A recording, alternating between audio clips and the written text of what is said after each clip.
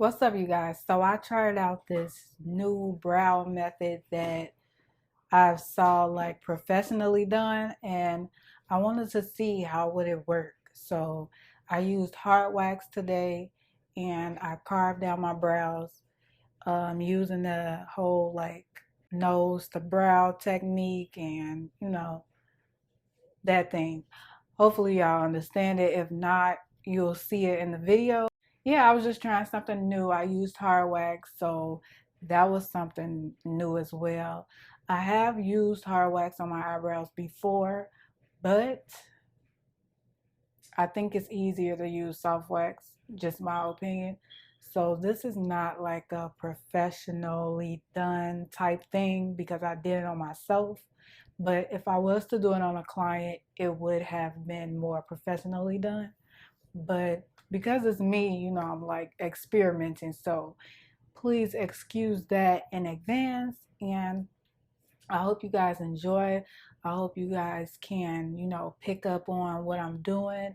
My opinion on this technique, I don't want to say it doesn't work, but it's helpful to a certain extent. I'll give you that. It's like a guideline. So I'll say that much. But as far as like waxing the eyebrows, you can really go without it, especially if you are experienced with waxing eyebrows. But yeah, this is for people who want to, try out the whole brow waxing technique thing. And I did do a lot of plucking because the plucking is my thing. Like, plucking is my thing. I'm a perfectionist, so the plucking is my thing. But as you guys can see, these are the results. So if you want to see how to groom your brows and get them looking nice and natural, um, without really using any product, make sure you keep watching. So using my Krylon contour pencil, I am going to mark or indicate the areas where I want to start, stop, and where my arch is, and also the end of my brow. So this is going to help me, and this is like a guideline on where I want to apply the wax as well. And so I'm just indicating those areas. And then I go underneath and trace underneath my brow. Now this is going to be like a super easy step for people who are really into filling in their brows anyway. This is kind of like the concealer step. So I'm going underneath, tracing underneath my brow, and also going above my brow. And this is just going to help with the way I want my brows to be waxed. And next I go in with my Satin Smooth Satin Cleanser, and I'm taking a small like beauty Q-tip and going under and really making that line precise and very neat so that I'm really waxing and making my brows look very presentable. And so I'm just cleaning that up in the way that I would want them to be. So this is how I want my brows to be basically. And I'm brushing them up, brushing the hairs up. And this step is going to help me to not pick up any excess hair or any more hair than I need to basically. So I'm going in and I'm using hard wax today. And I don't really care for hard wax, but it really did do some justice to my brows because it adheres only to your hairs. So it doesn't do anything to the skin, which means that you can go in more than once and use hard wax.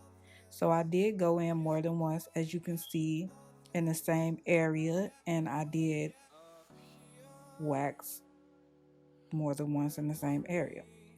And so next I'm going in with my Satin Smooth Satin Cleanser on the other end of that Q-tip, and I'm just cleaning up any residue that was left behind from the wax. And then my favorite part is plucking, going in and just plucking those hairs that the wax did not pick up. So basically on top of my brow, underneath, and just all around my brow, making sure that I'm cleaning it up. And then I go in and trim.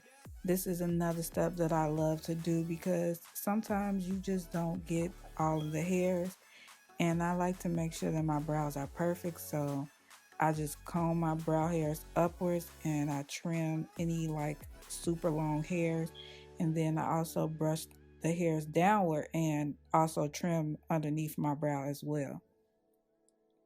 And so going in again with the wax after I trim, I think that was a necessary step just to make sure that I'm getting those small hairs that I didn't pick up the first go around. And so as you can see, it looks pretty clean underneath my brow. And then I'm going above my brow once again because there were little hairs that were left over. And then just going over to the next brow, I didn't have to do too much on this side because I kind of like figured out what to do.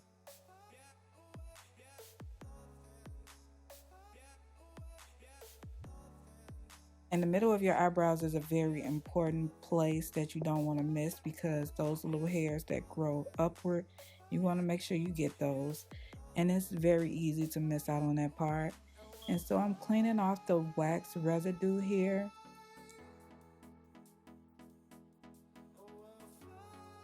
And then I go in with my Wet n Wild contour stick, which I bought to contour, but it's exactly the same color as my skin complexion. So I found it easier to use in this case.